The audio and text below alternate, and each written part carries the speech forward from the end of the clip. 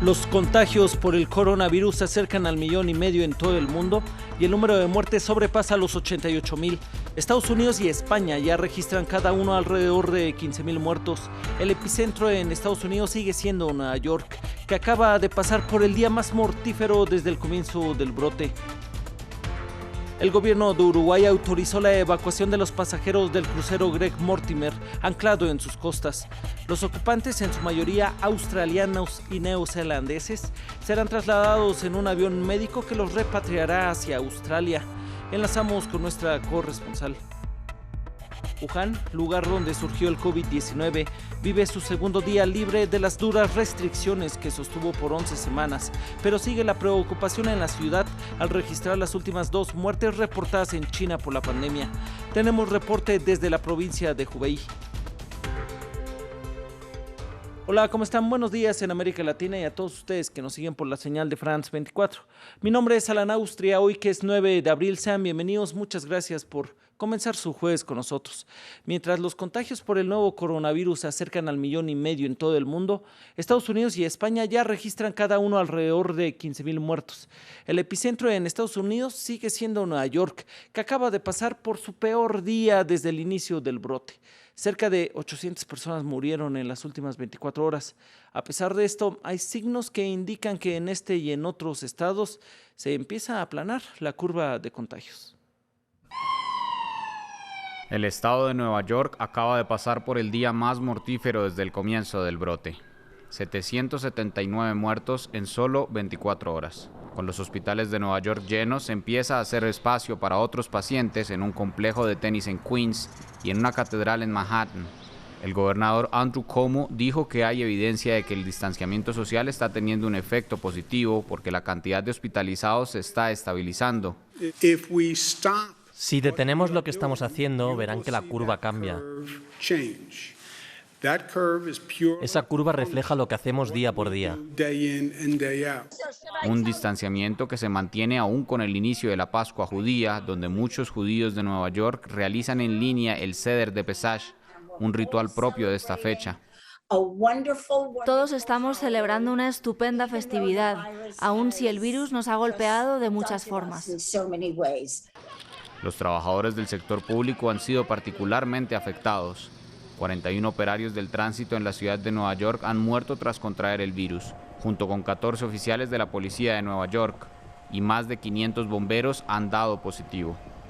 El técnico médico de emergencias José González trabajó durante los ataques del 11 de septiembre y dice que este representa un nuevo nivel de tragedia. Es muy duro, es muy duro, porque como usted dice, no sabemos si hoy es el día que contraeré este virus o no. Nuestro miedo es que sabemos que no se trata de si nos va a dar, sino cuándo. 6.300 personas han muerto en el estado de Nueva York. El gobernador resalta que esto es más del doble de las personas que perdimos en los ataques del 11 de septiembre de 2001. En Uruguay, el gobierno autorizó para hoy el aterrizaje y despegue de un avión médico que repatriará a los pasajeros australianos y neozelandeses del crucero Greg Mortimer. La mayoría de sus ocupantes están contagiados con el COVID-19. El barco ha estado anclado frente a las costas de Uruguay. Para ampliar esta información vamos con nuestra corresponsal Karina Dalmas. Karina, buenos días. ¿Cuál es la evaluación sanitaria de sus ocupantes y cómo será el traslado de estos pasajeros del crucero hacia el charter? Buenos días. El Greg Mortimer, el crucero, partió de Argentina, Ushuaia, el 15 de marzo con destino a Las Palmas, España. Luego se mantuvo enfrente a las costas de Uruguay al advertir que varias personas estaban dando positivo del virus de coronavirus. Se le solicitó el desembarco a las autoridades uruguayas, quienes denegaron esta autorización, pero sí le brindaron asistencia médica. En el crucero, en la embarcación, hay 132 pasajeros, 85 tripulantes, 128 dieron positivos del coronavirus. 8 de los mismos que están en situación grave ya han sido trasladados a hospitales privados en Uruguay. Sin embargo, el resto de los pasajeros y tripulación se mantienen en el barco. Como tú bien lo decías, se autorizó un vuelo charter con asistencia médica, se generó un corredor sanitario y hoy estarán partiendo los australianos y neozelandeses que están en la embarcación. Sin embargo, los turistas europeos y estadounidenses se les está buscando un modo de que regresen también a su país. Karina, otra noticia que está en desarrollo este jueves en Uruguay es el anuncio que hará el gobierno sobre la reapertura de las escuelas en zonas donde no hay brotes. ¿Cuál es el argumento para esta medida? Así es, esto ocurrirá a partir del 22 de abril, será en las zonas rurales, más o menos unos 10.000 estudiantes de los 700.000 estudiantes de educación primaria del país. El presidente Luis Lacalle Pou dijo que él se sentía optimista a que la situación sanitaria no va a empeorar. Dice que él está buscando un balance entre lo económico, lo social y lo sanitario, y por lo mismo se estaría reintegrando la educación primaria en estas zonas rurales alejadas de los brotes de coronavirus, y la asistencia será voluntaria, no obligatoria. Muchas gracias por tu reporte, Karina Dalmas. Ella es la corresponsal de France 24 en Uruguay. Y nos vamos a El Salvador, donde el número de casos sobrepasa ya el centenar y al menos 5 personas han fallecido. Este país centroamericano, que tiene cuarentena obligatoria al menos hasta principios de mayo, trata de combatir la propagación en medio de la guerra entre pandillas. Leonardo Niño nos detalla más en el siguiente informe. El Salvador fue uno de los últimos países de América Latina en registrar casos de COVID-19. Desde la llegada del coronavirus el 19 de marzo, el país centroamericano lucha por combatir el brote pandémico. Sin embargo, la guerra entre pandillas, conocidas como maras, un problema social que ha azotado a la sociedad salvadoreña por décadas, le impide a los ciudadanos más pobres ir a los centros de salud para recibir atención médica.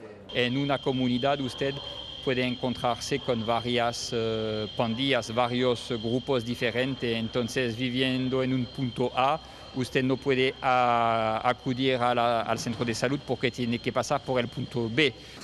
Por eso, en medio de la pandemia, la organización Médicos Sin Fronteras está ofreciendo atención en 5 comunidades dominadas por bandas criminales, que han amenazado de muerte a quienes no cumplan la cuarentena en estas poblaciones.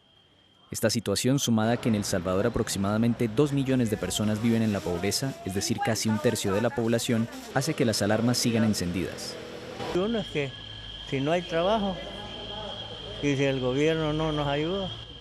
Médicos Sin Fronteras teme que la falta de información y el miedo que se experimenta actualmente en las comunidades puedan desencadenar otras formas de violencia.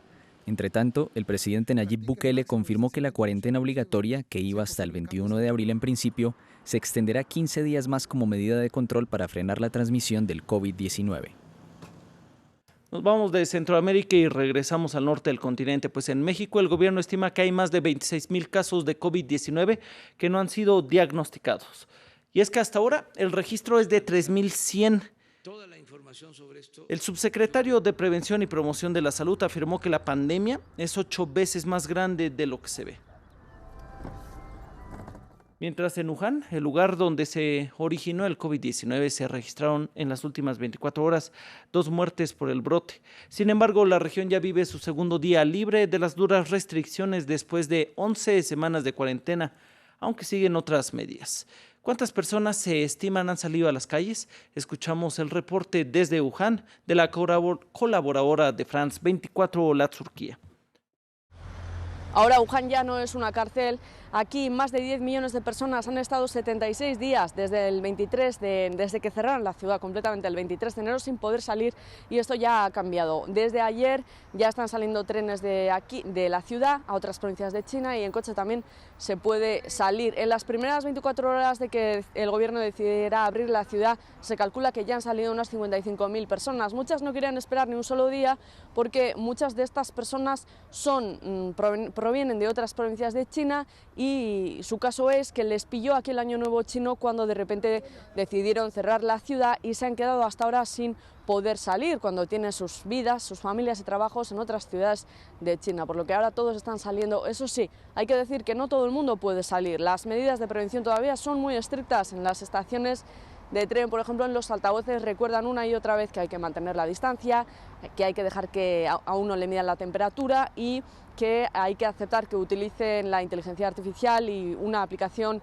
concretamente que mide los movimientos y los contactos que cada persona ha tenido con posibles contagiados y los movimientos que ha llevado a cabo en China estos últimos meses. Así deciden si una persona puede salir o no, mientras en la ciudad empezamos a ver gente en la calle, hay tráfico, pero casi todas las tiendas siguen cerradas y eso sí, todo el mundo sigue llevando mascarilla. En Francia, como consecuencia del confinamiento, la violencia doméstica ha aumentado alrededor de un 30% en este país, según el Ministerio del Interior. El gobierno ha establecido procedimientos de emergencia para así proteger a las víctimas, pero su implementación es difícil. Durante más de 4 años, Mathilde vivió insultos y violaciones a diario. Dejó a su pareja semanas antes del confinamiento. C'était vraiment très difficile. Et moi, franchement, si j'étais restée dans ce cas-là, j'aurais voulu même me donner la main pour être un peu en paix. Durante la primera semana de cuarentena, los casos de violencia doméstica en Francia crecieron cerca de un 30%. Para facilitar las denuncias, el gobierno anunció que las alertas pueden hacerse en farmacias. Centros temporarios de apoyo también se están instalando fuera de algunos supermercados, aunque hay solo 8 planificados en el país. Pero para denunciar hay que pasar por delante de vecinos que hacen las compras. Este centro no ha recibido casos. Se necesita coraje para que estas mujeres se atrevan a salir de la cola y denunciar. Por eso nuestros póster no solo muestran dónde estamos, sino que también tienen el número de nuestra asociación. Pero durante el confinamiento incluso llamar es complicado. Este establecimiento, que recibe regularmente 10 llamadas por día, apenas ha tenido algunas desde el inicio de la cuarentena.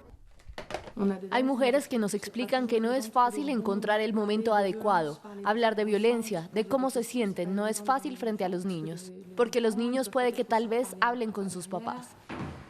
Para quienes dejan sus hogares, el gobierno acordó pagar 20.000 noches en hoteles y refugios, pero soluciones permanentes tendrán que esperar.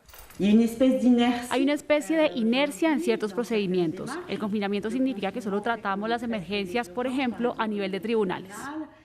No interrumpir el diálogo y mantener la ayuda psicológica es el deseo de las asociaciones, que se están preparando para una explosión de solicitudes cuando termine el confinamiento. La pandemia amenaza con dejar una recesión económica peor que la del 2008. En ese contexto, la organización Oxfam pidió condonar la deuda externa de los países en vías de desarrollo para que los gobiernos puedan lidiar mejor con la crisis y atender a sus enfermos. David González nos cuenta más. El COVID-19 afecta a la principal economía del mundo, Estados Unidos, que lucha como puede con un virus que parece desbordarlo.